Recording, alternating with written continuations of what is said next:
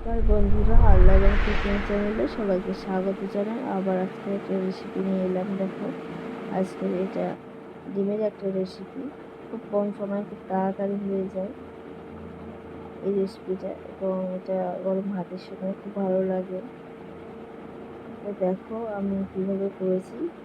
প্রথমে ডিমগুলোকে আমি সিদ্ধ করে নিয়েছিলাম, তারপর একটা কড়া বসিয়ে দিয়েছি, তাতে সামান্য তেল দিয়েছি, একটু লবণ দিয়েছি, হলুদ দিয়ে সিদ্ধ করে রাখা ডিমগুলোকে আমি ভেজে নেব। অ্যাকচুয়ালি এই ডিমের কালিয়া খেতে খুবই ভালো লাগে, তেমন কোনো মশলা ব্যবহার করা হয় না, কিন্তু খেতে স্বাদ হয় খুব ভালো। দেখো এখানে আমি 5টা ডিম নিয়েছি, আবার একটা ডিমের খোসাটা উঠে গেছে। যেহেতু নতুন ডিম বলে এরকমভাবে আমি ডিমগুলোকে ভেজে নেব। তবে হালকা করে ভাজতে পারো, আর বেশি ডিপ করেও ভাজতে পারো। আমি মোটামুটি একটু ভালো করে ভেজে নিয়েছি। এবার যে তেলটা ছিল ওই তেলেই রান্নাটা করা হবে। দেখো একটা পেঁয়াজ কুচিয়ে রেখেছিলাম, বললাম না খুব বেশি রান্নার উপকরণের দরকারই নেই। একটা পেঁয়াজ কুচিয়ে রেখেছিলাম, মাঝারি সাইজের, খুব বড়ও নয়, মাঝারি একটু ছোটোই হবে। একটু লাল লাল করে ভেজে দেবো। আর পেঁয়াজটা দেখো অনেকটা ভাজা হয়ে এসেছে। এবার আদা রসুনের পেস্ট আর একটু সামান্য কাঁচা লঙ্কা পেকে গেছিলো, সেটা আমি পেস্ট করে নিয়েছি।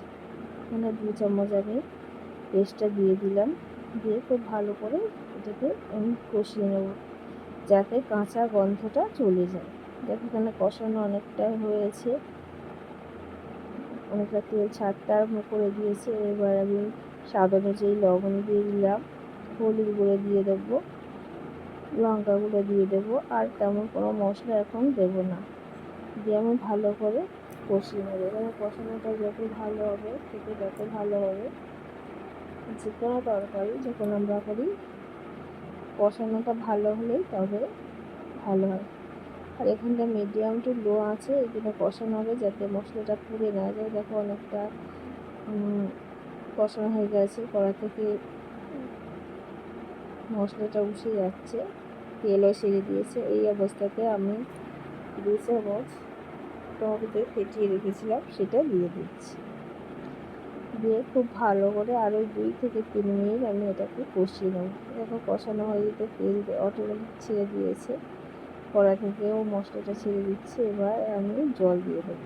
জলটা যে যে পরিমাণ অনুযায়ী দেবে, যেহেতু 5টা ডিম আমি সেই অনুযায়ী জল দিয়েছিলাম, আর যেহেতু ভাত দিয়ে খাওয়া হবে সেই কারণে একটু সামান্য জল বেশি ছিল, আর ফুটে সমান হয়ে গেছিলো, অসুবিধা হয়নি।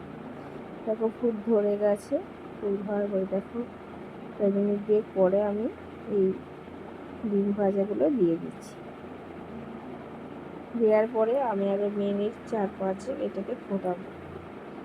আর ফোটানোর পরে আমি একটু সামান্য চিনি দিয়েছি যাতে ব্যালেন্সটা ঠিক থাকে, আর সামান্য গরম মশলার গুঁড়ো দিয়ে খুব ভালো করে চিনি দিয়ে, খুব সামান্য, একদম সামান্য চিনি আর গরম মশলার গুঁড়ো দিয়ে আরও মিনিট দিকেও ফুটিয়ে নেব। তাহলেই রেডি হয়ে যাবে আমার এই ডিমের কালিয়া।